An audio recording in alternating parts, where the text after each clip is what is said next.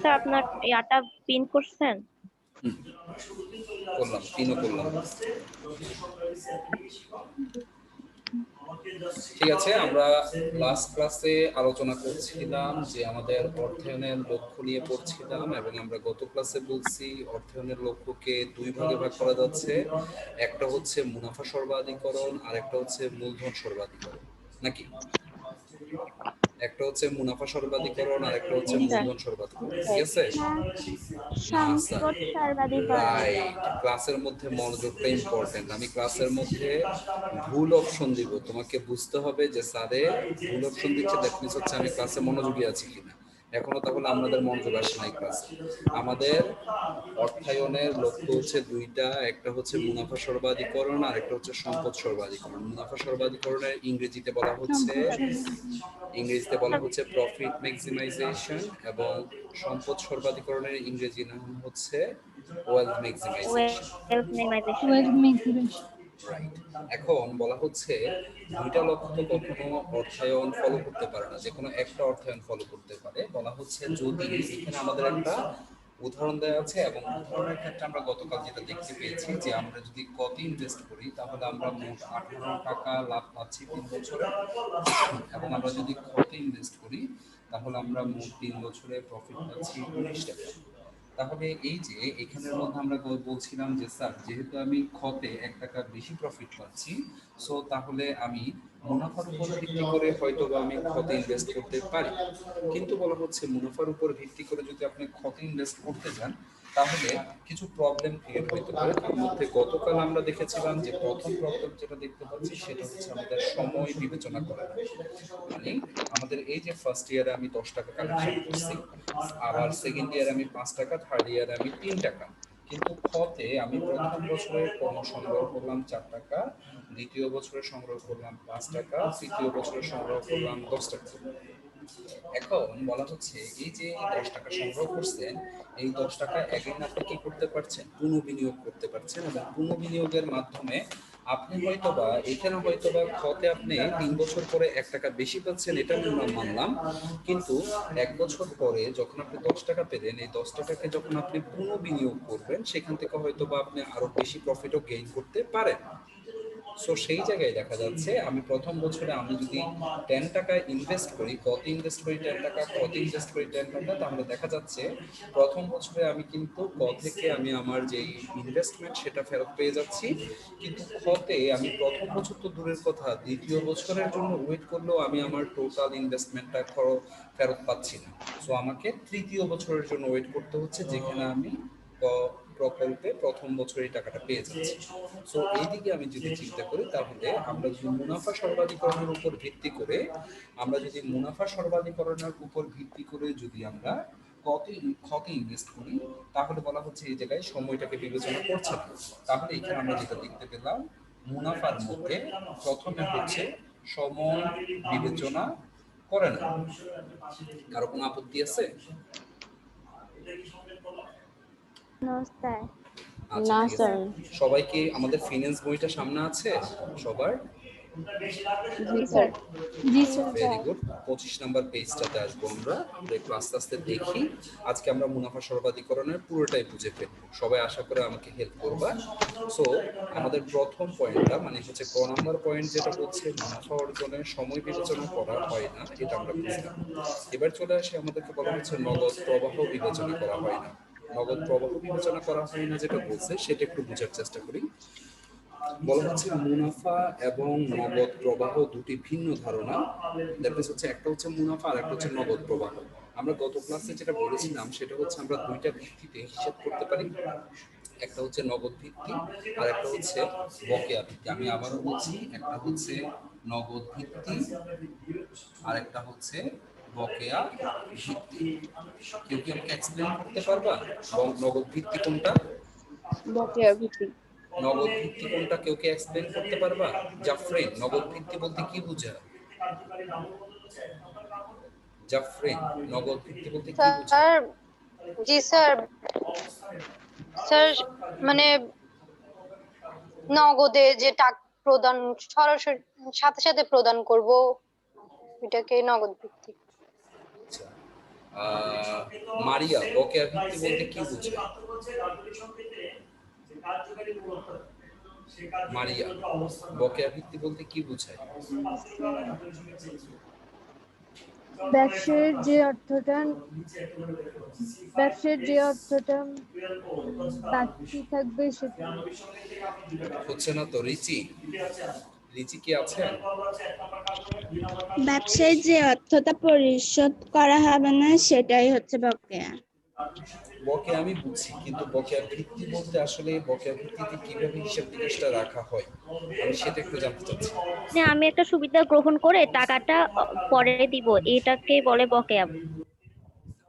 পরে দিব আমি সেটা বলি না, আমি বলছি যে তুমি একটা সুবিধা গ্রহণ করছো বা তুমি একটা প্রোডাক্ট ক্রয় করেছো কিন্তু টাকা প্রদান না করলেও এটাকে ব্যয় হিসাবে হিসাবভুক্ত করাটা হচ্ছে বকেয়া ভিত্তিতে হিসাবভুক্ত করো।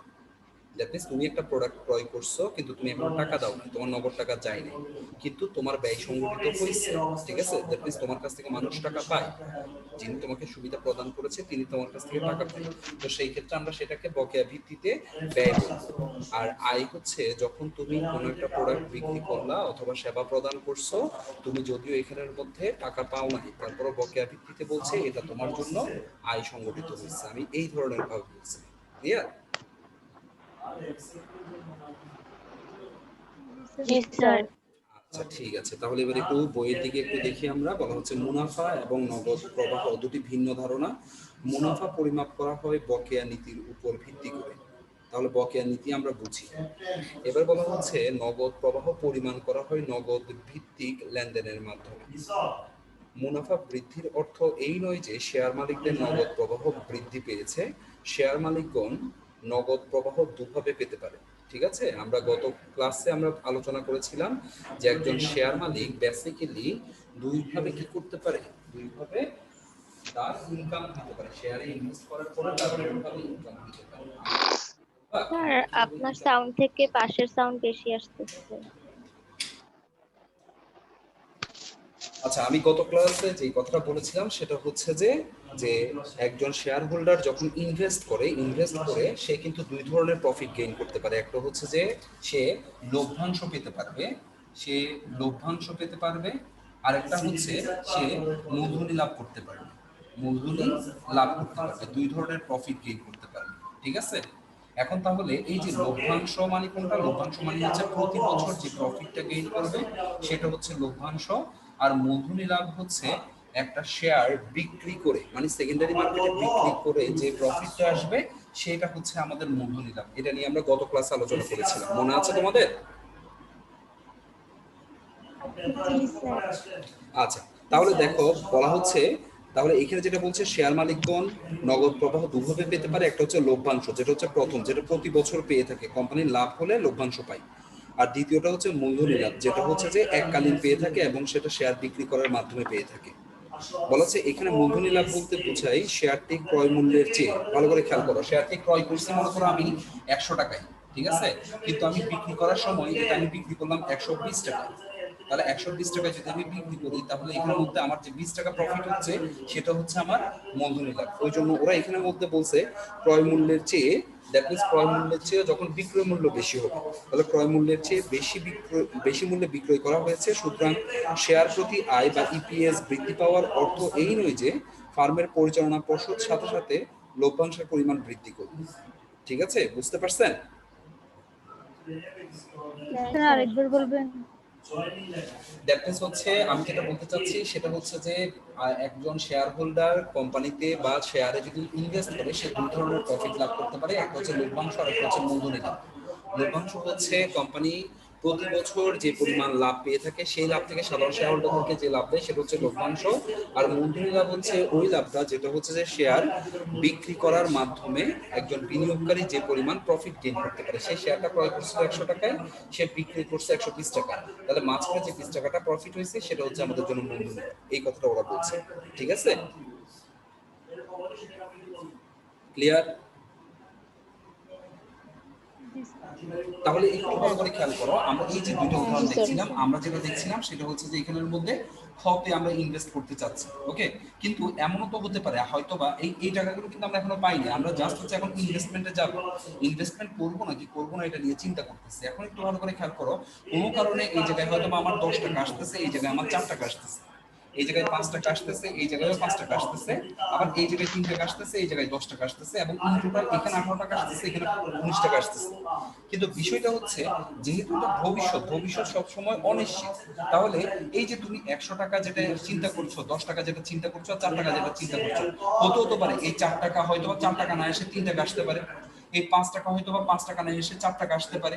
তাহলে দেখো 3 এ 4 হচ্ছে যে কত টাকা, 60 টাকা, 7 আর 10 হচ্ছে 17 টাকা, হতে পারে এটা 17 টাকায় চলে আসতে পারে। তাহলে আমি এখানে যেটা বলতে চাচ্ছি সেটা হচ্ছে যে এই যে নগদ প্রবাহটা, ঠিক আছে, এই জায়গায় আমরা যদি মুনাফা সর্বাধিকরণের কথা চিন্তা করি, তাহলে এই জায়গায় আমরা যেটা দেখতে পাচ্ছি সেটা হচ্ছে মুনাফা সর্বাধিকরণের ক্ষেত্রে নগদ প্রবাহ যেটা, নগদ প্রবাহ, নগদ প্রবাহটাকে বিবেচনা করছে না। তার কতেও তো কম লাভ হতে পারে না। অবশ্যই কম লাভ হতে পারে, ভবিষ্যৎ সব সময় অনিশ্চিত, ঠিক আছে। তবে ভবিষ্যৎ যখন সব সময় অনিশ্চিত, তুমি মানে জাস্ট এই জিনিসটার উপর ভিত্তি করে, 1 টাকার উপর ভিত্তি করে কখনোই তুমি মুনাফা সর্বাধিকরণকে প্রায়োরিটি দিতে পারো না। ভবিষ্যৎ যখন সব সময় অনিশ্চিত, তো এই জায়গায় একটা নগদ প্রবাহের যে বিবেচনাটা, এই বিবেচনাটা এখানের মধ্যে দেখা যাচ্ছে মুনাফা সর্বাধিকরণ ভবিষ্যতে অনিশ্চয়তার কারণে নগদ প্রবাহটাকেও এখানের মধ্যে বিবেচনা করছে, ঠিক আছে। জি স্যার। আচ্ছা, কারো কারো কোনো প্রশ্ন আছে? কারো কোনো প্রশ্ন আছে? না স্যার। আচ্ছা, একটু সবাই একটু বলবেন না দেখি, স্যার। আঙ্গুল ফুলে কলা গাছ মানে কি? হ্যাঁ হঠাৎ বড় লোক। হঠাৎ বড় লোক, এই জিনিসটা কি ভালো না খারাপ? খারাপ। খারাপ। খারাপ। কেন বড় লোক হওয়া ভালো না?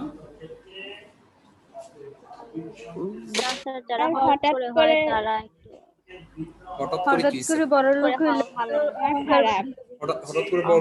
হঠাৎ করে বড় লোক হওয়া যায় না, এটা কোনো কথা বললাম? যায়, হ্যাঁ, কিন্তু বড় লোক অনেকে যায়, আছে কিন্তু না যে বড় লোক হয়ে অহংকারে উঠে যায়, আগে কি হয়েছে, আগে কিরকম ছিল ওগুলো মনে রাখে না। ও আচ্ছা আচ্ছা। আচ্ছা, তাহলে আমরা আস্তে আস্তে বড় লোক হওয়া ভালো। জি স্যার। আচ্ছা, আমি তাহলে তোমাদেরকে একটা উদাহরণ দিচ্ছি। মনে করো এই প্রকল্প, বি প্রকল্প, ঠিক আছে। তুমি কোনো একটা, মনে করো আমি একটা একটা করে দেখাই তোমাদের জন্য ইজি হবে। মনে করো যে তুমি একটা প্রকল্পে ইনভেস্ট করলা, প্রথমে মুনাফা হচ্ছে এই জায়গায়, ঠিক আছে, দ্বিতীয় মুনাফাটা হচ্ছে এই জায়গায়, ঠিক আছে, তৃতীয় মুনাফাটা হচ্ছে আবার এই জায়গায়, চতুর্থ মুনাফাটা হচ্ছে আবার এই জায়গায়। মানে হচ্ছে প্রথমে বাড়তেছে, এরপর একদম লস, এরপর আবার মুনাফা, এরপর আবার বেশি লস, এরপর আবার বেশি প্রফিট, ঠিক আছে, এরপর আবার এই জায়গায় প্রফিট। বুঝতে পারলাম? এটা হচ্ছে একটা চার্ট দেখালাম, ঠিক আছে, এটা হচ্ছে একটা চার্ট দেখালাম, এটা মাথায় রাখো, ভিজুয়ালাইজ করে রাখো। এবার আসো আরেকটা চার্ট দেখাচ্ছি। সেটা হচ্ছে কোনো একটা তুমি প্রকল্পে ইনভেস্ট করলা, প্রথম বছরে এই জায়গায় প্রফিট দিচ্ছে, দ্বিতীয় বছরে এই জায়গায় প্রফিট দিচ্ছে, তৃতীয় বছরে এই জায়গায় প্রফিট দিচ্ছে, চতুর্থ বছরে এই জায়গায় প্রফিট দিচ্ছে, পঞ্চম বছরে এই জায়গায় প্রফিট দিচ্ছে। কোথায় ইনভেস্ট করবে? স্যার দ্বিতীয়টা দ্বিতীয়টাতে করব। দ্বিতীয়টাতে প্রথমটাতে আমরা মাঝে মাঝে এই জায়গায়ও প্রফিট পেয়েছি, কিন্তু দ্বিতীয়টাতে হ্যাঁ স্যার, কিন্তু প্রফিট যদি বারবার ওঠানামা করে, দ্বিতীয়টা সর্বোচ্চ ওখানে প্রফিট আসছে এই জায়গায়, কিন্তু প্রথমটাতে আমরা সর্বোচ্চ প্রফিট এই জায়গায়ও পাইছি, ঠিক আছে। তাহলে তুমি দ্বিতীয়টাতে কেন করবা? কারণ স্যার, স্যার দ্বিতীয়টাতে তো প্রথমটাতে সবসময় বারবার লাভ করতেছে। হয়েছে, কিন্তু দ্বিতীয়টাতে যেটা ঝুঁকি। লাভ হয়েছে, লস হয়েছে। কিন্তু ঝুঁকির ক্ষেত্রে, মুনাফার ক্ষেত্রে বিবেচনা করলে তো প্রথমটাতে অনেক হাই মুনাফা না? কিন্তু স্যার আমার লস তো হচ্ছে ওরকম। না, লস হচ্ছে ঠিক, প্রথমটাতে তো লস হয়। স্যার এখন প্রথমটাতে মুনাফা এখন যতটুকু তার এই যে লস। এখন কি লসের চিন্তা করবা নাকি ঝুঁকি চিন্তা করবা?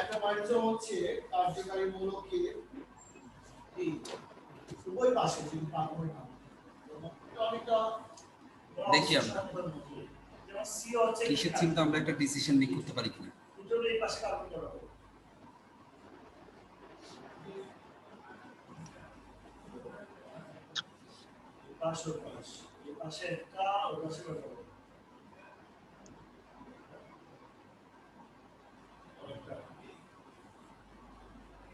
স্যার আপনার বোর্ডটা একটু ঝাপসা কেন হয়? তাই স্যার ঝাপসা। ক্লাসে তো অনেক স্পষ্ট ঝাপসা দেখা হয়, যায়। বেশি ঝাপসা।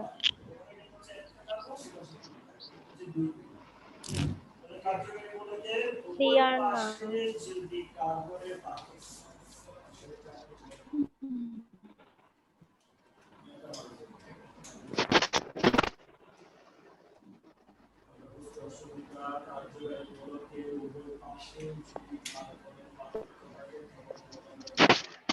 স্যার এখন ঠিক আছে?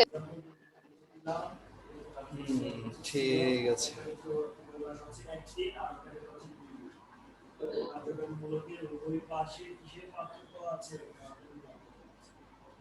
এটা হচ্ছে এই প্রকল্প, এটা হচ্ছে এই প্রকল্প, এটা হচ্ছে বি প্রকল্প। এটা হচ্ছে তোমার বিনিয়োগ। এটা হচ্ছে ফার্স্ট ইয়ার, এটা হচ্ছে সেকেন্ড ইয়ার, এটা হচ্ছে থার্ড ইয়ার, এটা হচ্ছে ফোর্থ ইয়ার, এটা হচ্ছে ফিফথ ইয়ার, আর এটা হচ্ছে আমরা মোট মুনাফা। মোট মুনাফা। চলে আসি, একটু ভালো করে খেয়াল করবা, ঠিক আছে? আমাদের প্রথম বছরে বিনিয়োগ এখানেও 400 টাকা, এখানেও 400 টাকা। যদি আমি এ তে ইনভেস্ট করি আমার বিনিয়োগ হচ্ছে 400 টাকা, বি তে ইনভেস্ট করলেও আমার বিনিয়োগ হচ্ছে 400 টাকা। ইনভেস্ট করার পরে তুমি প্রথম বছরে এ থেকে পাবা 200 টাকা প্রফিট, বি থেকে পাচ্ছ 50 টাকা প্রফিট। দ্বিতীয় বছরে তুমি এ থেকে লস হচ্ছে 100 টাকা, দ্বিতীয় বছরে এখানে প্রফিট হচ্ছে 100 টাকা, তৃতীয় বছরে এখানে প্রফিট হচ্ছে 200 টাকা, তৃতীয় বছরে এখানে প্রফিট হচ্ছে 110 টাকা। তো চতুর্থ বছরে এখানে লস হচ্ছে 300 টাকা, চতুর্থ বছরে এখানে প্রফিট হচ্ছে 150 টাকা, পঞ্চম বছরে এখানে প্রফিট হচ্ছে 650 টাকা এবং পঞ্চম বছরে এখানে প্রফিট হচ্ছে 200 টাকা এবং ইন টোটাল এখানে হচ্ছে 650 টাকা নেট থাকতেছে আমাদের মোট মুনাফা, আর এইখানে থাকতেছে 610 টাকা। এবার একটু বুঝার চেষ্টা করো, সবার কাছে কি বোর্ডটা এখন ক্লিয়ার আছে, দেখতে পাচ্ছো? জি স্যার। জি স্যার। জি স্যার। তাহলে আস্তে ধীরে বুঝি, আমরা কোনো সমস্যা নাই, তাড়াহুড়োর কিছু নাই, আমরা একটু আস্তে ধীরে বুঝি। দেখো এই প্রকল্পে যদি আমি ইনভেস্ট করি এইটা হচ্ছে আমার বিনিয়োগ, বি প্রকল্পে ইনভেস্ট করলে এটা হচ্ছে আমার বিনিয়োগ। এবার আসো যদি এই প্রকল্পে ইনভেস্ট করি আমার প্রথম বছরে প্রফিট 200 টাকা, প্রথম বছরে প্রফিট হচ্ছে বি প্রকল্পে 50 টাকা, দ্বিতীয় বছর দেখা যাচ্ছে আমার লস আসতেছে এই প্রকল্পে, বি প্রকল্পে আমার প্রফিট থাকতেছে, তৃতীয় বছরে আমার এই প্রকল্পে প্রফিট আসতেছে 200 টাকা, লস আসতেছে 110 টাকা, সরি প্রফিট দুইটাতেই আসতেছে প্রফিট 200 টাকা 110 টাকা, কিন্তু চতুর্থ বছরে এসে আবার দেখা যাচ্ছে এই প্রকল্পে আমাদের লস আসতেছে 300 টাকা আর প্রফিট আসতেছে বি প্রকল্পে 150 টাকা এবং পঞ্চম বছরে সবচেয়ে বেশি প্রফিট দেখা যাচ্ছে এই প্রকল্পে 650 টাকা, যেটা ইন টোটাল কোথাও দেখা যাচ্ছে না। দেখো ইন টোটাল কোথাও দেখা যাচ্ছে না, একটা বছরেই এই প্রকল্পে আমরা 650 টাকা পাচ্ছি কিন্তু বি প্রকল্পে 200 টাকা। মোট যদি মুনাফার দিকে চিন্তা করি এই প্রকল্প থেকে পাচ্ছি আমি 650 টাকা, বি প্রকল্প থেকে আমি পাচ্ছি 610 টাকা, তাহলে 650 টাকা বেশি না 610 টাকা বেশি?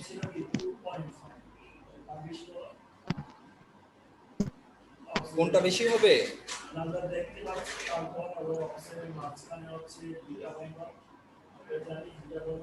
650 টাকা বেশি না 610 টাকা বেশি?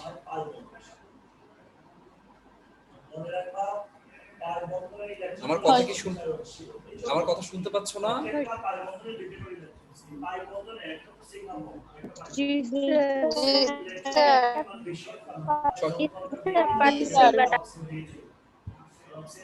আমি বলছি আমাদের 650 টাকা বেশি হবে নাকি 610 টাকা বেশি হবে? 650 টাকা। 650 টাকা বেশি হবে। তাহলে আমরা যদি 650 টাকায় ইনভেস্ট করি, আমরা বলতে পারি যে এখানে আমরা মুনাফার উপর ভিত্তি করে ইনভেস্টটা করলাম, তাই না? বলতে পারি তো যে মুনাফার উপর ভিত্তি করে জি আমরা স্যার। ইনভেস্টটা করছি। আচ্ছা, জি স্যার। এখন প্রবলেমটা কোথায়? প্রবলেমটা দেখো, আমরা একটু এই প্রকল্প দেখি। এই প্রকল্পে যা ইনভেস্ট করছি, বি প্রকল্প আমরা তা ইনভেস্ট করছি, কিন্তু এই প্রকল্পে প্রথম বছর দেখা যাচ্ছে, যদি আমি এই ধরনের একটা চার্ট আঁকি, দেখো এটা হচ্ছে যে প্যারালাল একটা চার্ট, ঠিক আছে? এটার উপরে হচ্ছে প্রফিট, নিচে হচ্ছে লস। তাহলে আমরা যদি প্রথম বছরে 200 টাকা দেখি, তাহলে আমার প্রফিটটা হচ্ছে এই জায়গায় ধরলাম। এরপর হচ্ছে -100, -100 মানে হচ্ছে এটা লসে নামছে, এই -100, ঠিক আছে? এরপর আসো, আবার যদি প্রফিট 200 হয়, তাহলে প্রফিট 200 হচ্ছে এই জায়গায়, আবার দ্যাট মিন্স হচ্ছে আবার এই জায়গায় উঠছে।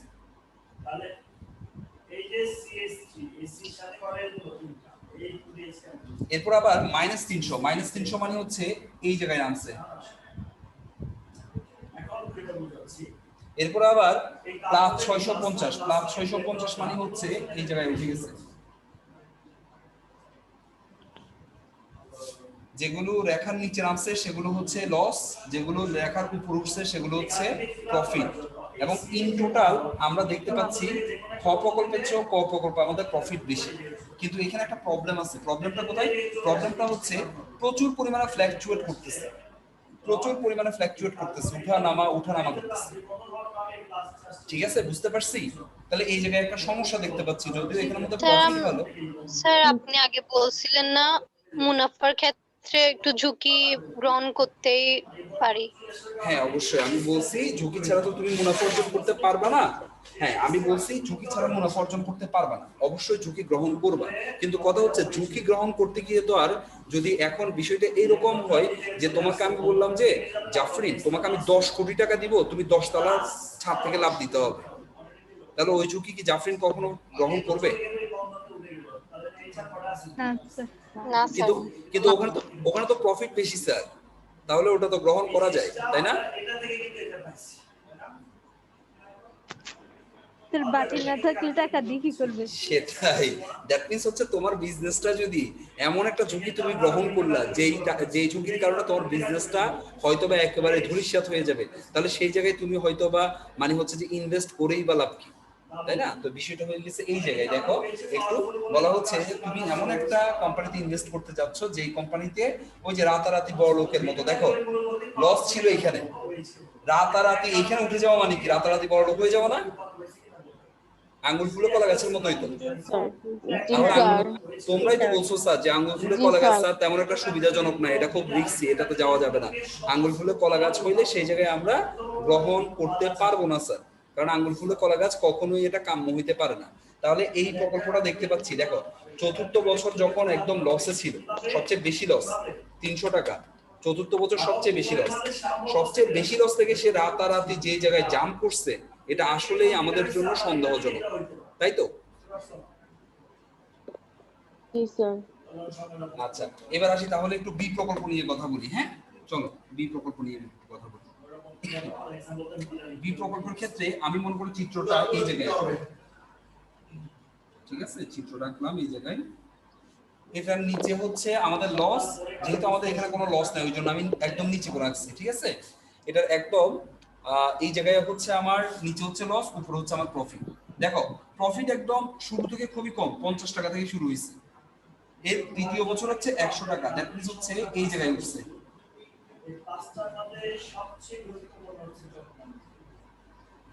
প্রথম বছর 50, দ্বিতীয় বছর 100, এরপরের বছর একদম ফ্ল্যাট 150 টাকা, এরপরের বছর আরো ফ্ল্যাট 150 টাকা, এরপরের বছর একটু উপরের দিকে 200 টাকা। এটা হচ্ছে আমাদের দ্বিতীয় প্রকল্প, দ্যাট মিন্স বি প্রকল্পের চার্ট। এটা হচ্ছে আমাদের মুনাফার চার্ট, ঠিক আছে? এটা হচ্ছে আমার মুনাফার চার্ট।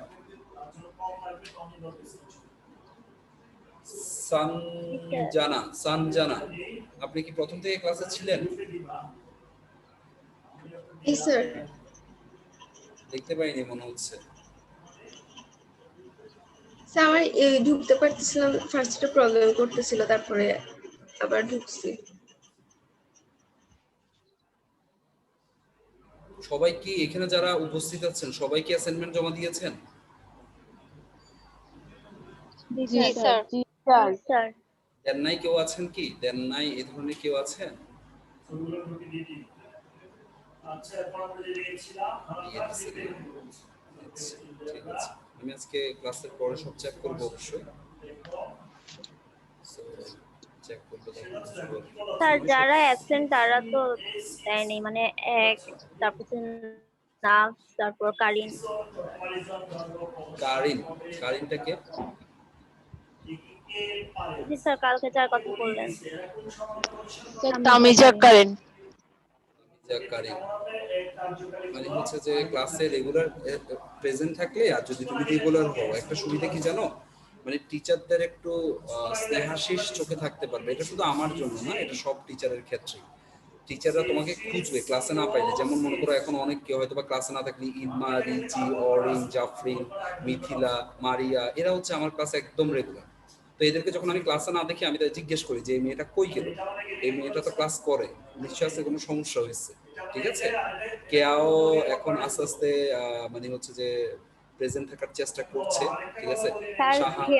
কেয়া তো নাকি আপনার ক্লাস রেগুলার করে।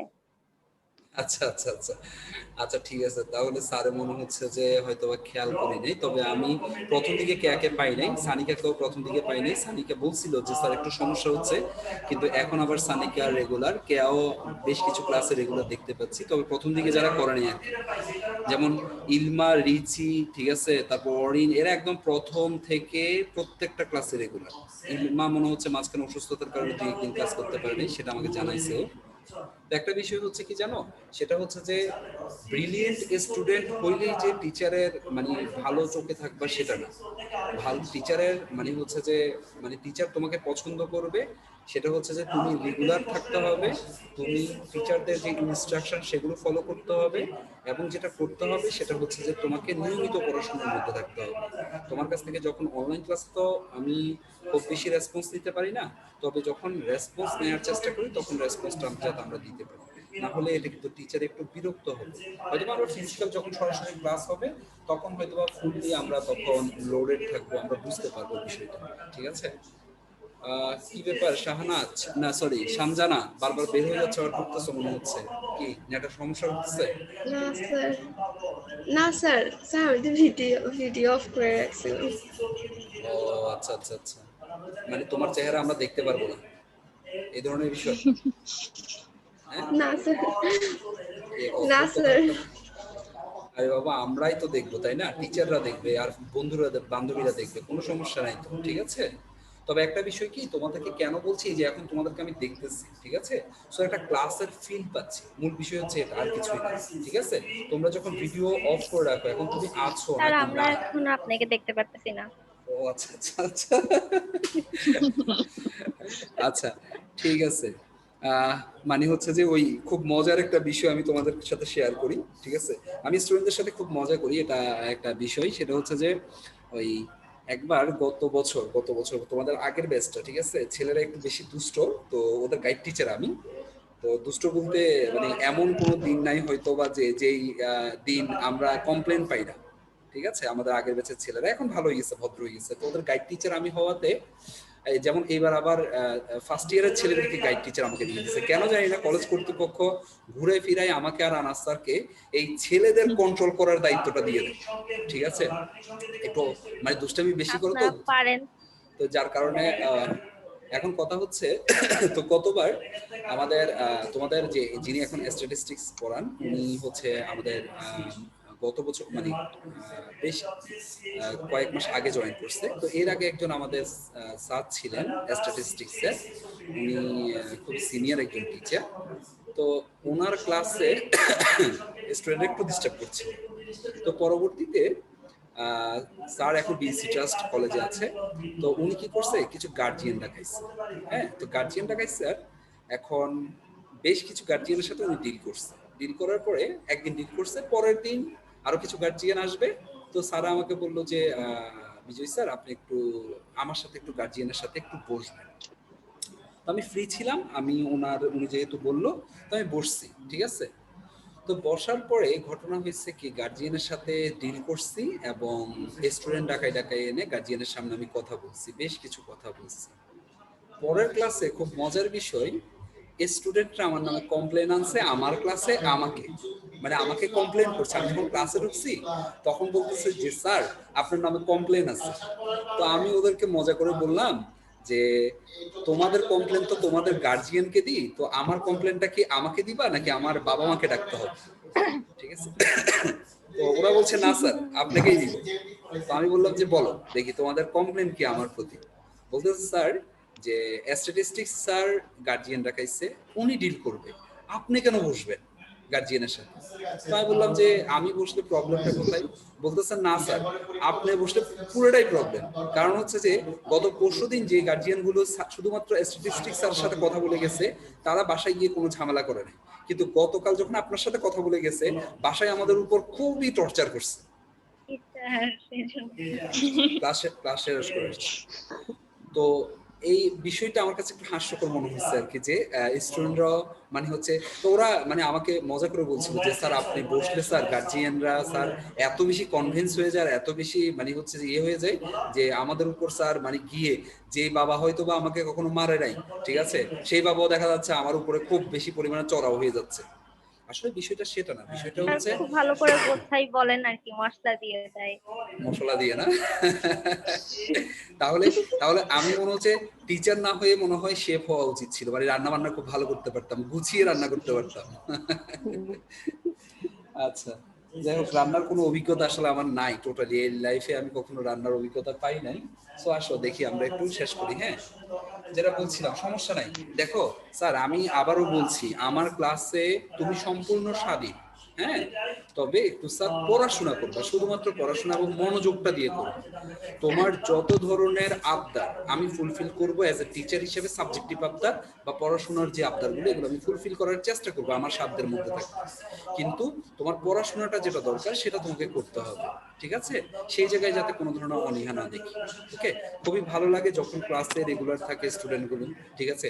আবার যখন তোমরা রেসপন্স করতে পারো না বা বিভিন্ন ধরনের প্রবলেম ক্রিয়েট হয়, আমি বারবার এই ফার্স্ট হয়তো বা মেয়েদেরকে ছেলেদের ক্লাস সার্ভ করছি, এটা আমার লাইফে ফার্স্ট।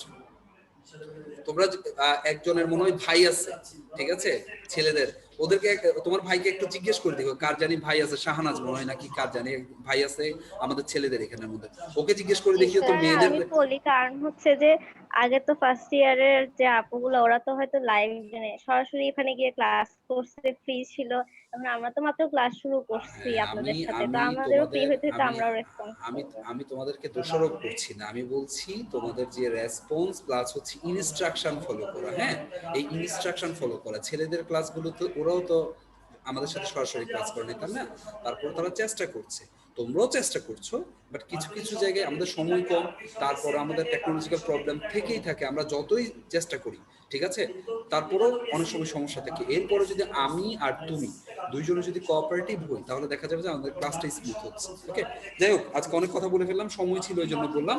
আমরা কালকে এই অধ্যায়টা শেষ করব, ঠিক আছে? কালকে আমরা সম্পদ সর্বাধিকরণ বুঝে এই অধ্যায়টা শেষ করব। সো দেখো আলটিমেটলি এখানে মধ্যে আমরা যেটা বুঝলাম, আমাদের 3 নাম্বার পয়েন্ট হচ্ছে 3 নাম্বার পয়েন্ট হচ্ছে মুনাফা কি ঝুঁকিকে বিবেচনা করে কিনা। তোমার কি মনে হচ্ছে এই যে আমরা যদি মুনাফার উপর ভিত্তি করে যদি 650 টাকায় যদি ইনভেস্ট করি, 650 টাকায় যদি আমরা ইনভেস্ট করি, তাহলে আমরা জানি মুনাফাকে আমরা গুরুত্ব দিচ্ছি, মুনাফাকে গুরুত্ব দিয়ে আমরা 650 টাকা ইনভেস্ট করছি। কিন্তু 650 টাকা ইনভেস্ট করে আমার এই জায়গায় একটা সমস্যা দেখতে পাচ্ছি, এই জায়গায় একটা সমস্যা দেখতে পাচ্ছি, দুইটা সমস্যা দেখতে পাচ্ছি, ঠিক আছে? তাহলে তোমার কি মনে হচ্ছে মুনাফা সর্বাধিকরণকে বিবেচনা যদি আমরা করি, তাহলে মুনাফা সর্বাধিকরণ কি ঝুঁকিকে বিবেচনা করছে নাকি করছে না? করছে না। মানে যখন তুমি যখন এই দিকে তাকায়, তুমি যখন এই দিকে তাকিয়ে ককে সিলেক্ট করবা, দ্যাট মিন্স কি তুমি ঝুঁকি, এইখানে যে ঝুঁকি আছে এটাকে ইগনোর করতেছো, এটাকে তুমি মানে পাত্তা দিচ্ছ না, তোমার শুধুমাত্র টেনশন হচ্ছে মুনাফা বাড়াবো। এখানে যে ফ্লাকচুয়েট করতেছে, আপ ডাউন করতেছে, এখানে যে একটা লস আসতেছে, এই জিনিসটা তুমি বিবেচনা করতেছো না, তাই তো? যদি তুমি বিবেচনা করতে তাহলে তুমি অবশ্যই দিতে ইনভেস্ট করতে। যদি তুমি, যে কারণ হচ্ছে এখানের মধ্যে ঝুঁকি নাই, সো ঝুঁকিটাকে তুমি মাথায় রেখে তুমি বিতে ইনভেস্ট করতেছো, দ্যাট মিন্স হচ্ছে তখন তুমি আবার মুনাফাকে বিবেচনা করছো না, তাহলে যদি আমরা মুনাফাকে বিবেচনা করি তাহলে দেখা যাচ্ছে আমরা ঝুঁকি যে আছে এই জিনিসটা আমরা দেখতেছি, কিন্তু আমরা এটাকে পাত্তা দিচ্ছি না। বিষয়টা এরকম না? জি স্যার। দ্যাট মিন্স আমরা কি বলতে পারি যে মুনাফা সর্বাধিকরণের ঝুঁকিকে বিবেচনা করা হয় না? না, তো আমি পুরোটাই গভীর লাগতেছে। আমি মনে হয় বুঝাইতে পারি না। একটা বিষয় হচ্ছে যে দেখো, আমি যদি